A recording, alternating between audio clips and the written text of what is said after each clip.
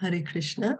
We continue reading from teachings of Queen Kunti. We are on prayer 19, which is in Srimad Bhagavatam 1.8.36. O Krishna, those who continuously hear, chant and repeat your transcendental activities, or take pleasure in others doing so, certainly see your lotus feet, which alone can stop the repetition of birth and death. So we have been reading the purport by His Divine Grace A.C. Bhaktivedanta Swami Srila Prabhupada, and we will continue to read it. Prabhupada has quoted Prahlad Maharaj's instruction about the 9 processes of devotional service, which begins by hearing and chanting. And hearing, and then we heard that we should hear from the proper authority. Otherwise, we are wasting time. So we'll continue from where we left off yesterday, that Sarvabhauma Bhattacharya was telling Lord Caitanya, oh, you need to hear the Vedanta Sutra. So thus, although Chaitanya Mahaprabhu agreed to hear Vedanta from Sarvabhauma Bhattacharya, he simply went on hearing it for many days, but did not ask any questions. Finally, Sarvabhauma Bhattacharya said to him, my dear boy, you're hearing, but you do not ask any questions. Why is this? Is it that you can't understand? What is the reason you're silent? So, Sarvabhauma Bhattacharya was the leader of the impersonalists at that time in Jagannath Puri. And he was telling Chaitanya Mahaprabhu, you're such a young man, you've taken sannyas, you need to hear Vedanta Sutra. Come, I will tell you. So for many days he was speaking to him. And Lord Chaitanya never asked him anything. So he's concerned now. Hey, do you understand what I'm saying or no?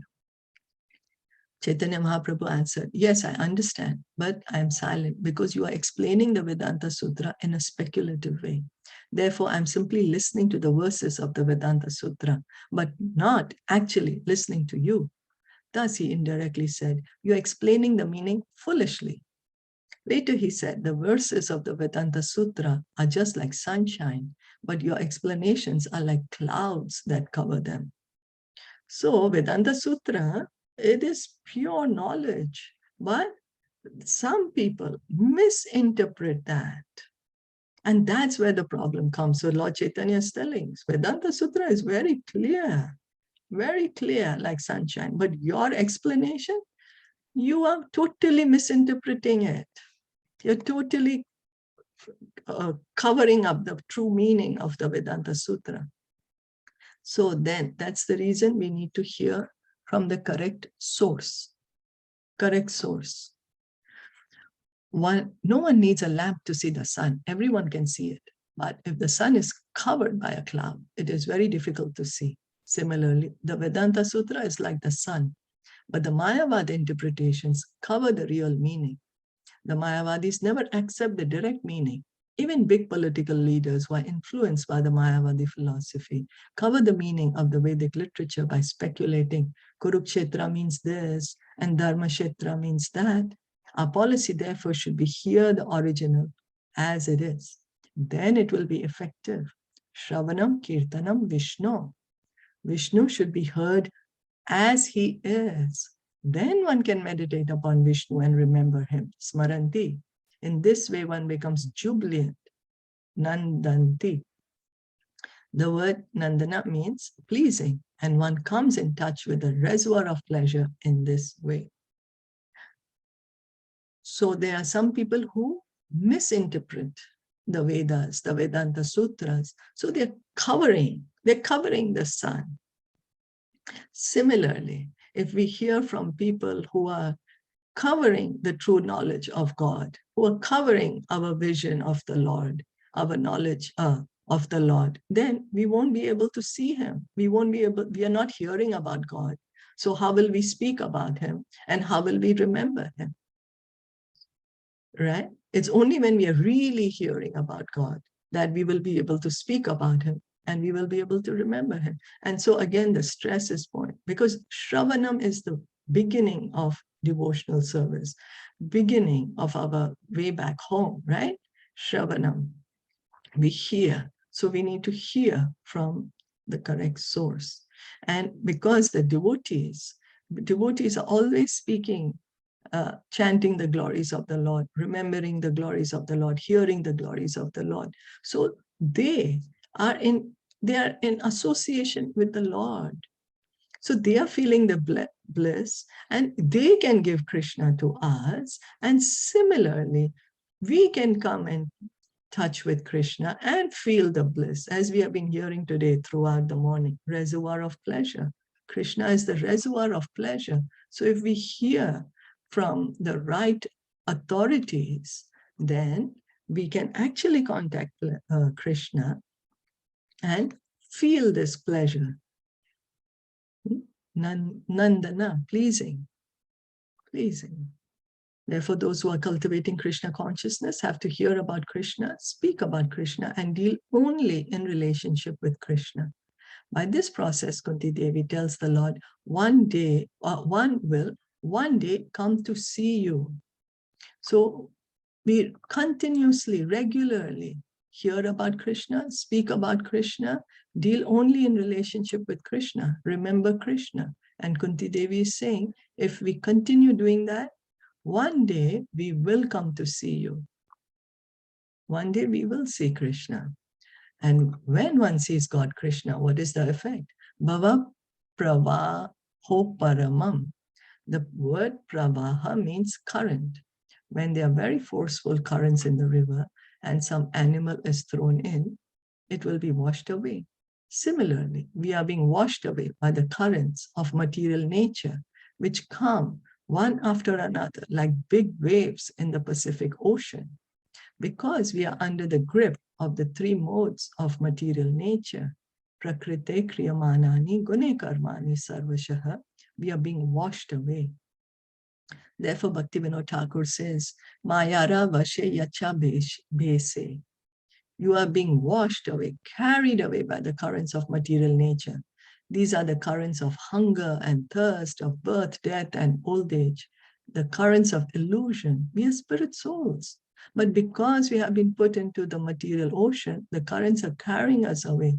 However, if we engage 24 hours a day in hearing, chanting, and seriously serving Krishna, the current will stop. So what happens if when we see Krishna, then right now, what's our position? The material energy, pulls us out of one body, puts us in another body, then we are in the body, then we have birth, then we have death, old age, disease, hungry, thirsty, this misery, that misery. We are souls. We are not the body, and yet we are subjected to all this.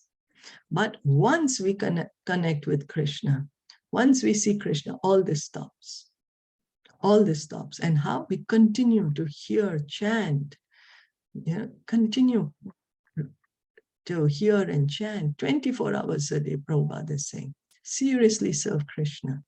Where will the current stop? Kunti Devi says to the Lord, Padambujam, it will stop at your lotus feet. One has to learn how to see Krishna's lotus feet and offer a little tulsi and sandalwood pulp at the lotus feet of the Lord. And then this current of material life will stop. So Kunti Maharani is saying, just offer some tulsi leaf to the lotus feet of the Lord, some sandalwood pulp, and material life stops. Material life will stop just by offering this simple tulsi and sandalwood to Lord Krishna's lotus feet. So we have to learn how to see Krishna's lotus feet and make an offering there. So the more we hear, the more we understand Krishna's supreme position, the more we will be able to, we will revive our love for him, our devotion to him. There may be currents in the ocean, but if one gets a good boat, one can cross over these currents very nicely. So this material world is called a big ocean, and these currents are tossing and tossing and taking us here and there, as mentioned in another verse of Srimad Bhagavatam, Canto 10, Chapter 14, Text 58. Samashita ye pada pallava plavam. A lotus petal is something like a small boat. And therefore this verse says that if one takes shelter of the petal boat of the lotus feet of Krishna, the great ocean of birth and death becomes as significant as the water contained in the hoof print of a calf. So this, okay, we'll continue reading. In India, during the rainy season, the roads become muddy. And when the cows and calves walk, they create holes in which water collects. But of course, one can easily jump over a dozen of such puddles at any time. Similarly, although for the others, the world of birth and death is like a great ocean, for a devotee, it is like such a puddle, bhavam buddhir vatsa padam, and he can jump over it very easily. In this way, the devotee attains Parampadam, the supreme abode. Then what about this material world? Padam Padam Yat Vipadam. This is a place not for devotees, but for people who are suffering. Therefore, Kunti Devi suggests this Krishna consciousness is the medicine for your suffering. Take it and be happy. So one who takes up Krishna consciousness, one who surrenders to the lotus feet of Krishna, what happens that this entire material world, which is like a huge ocean, a very fierce ocean with fierce waves in it, this entire ocean, it shrinks. It becomes like a small puddle. The calf is so small, then its hoof print on the ground is so small, and the water in it is so tiny. So this entire material ocean turns into just like this tiny puddle of water, and the devotee can easily cross beyond it. One who has taken the shelter of Krishna can cross over the material world in this way. And so Kunti Maharani is saying, take up this Krishna consciousness, hearing, chanting, remembering Krishna, and be happy and go back home, back to Godhead. So this is the medicine for the suffering. Is that okay?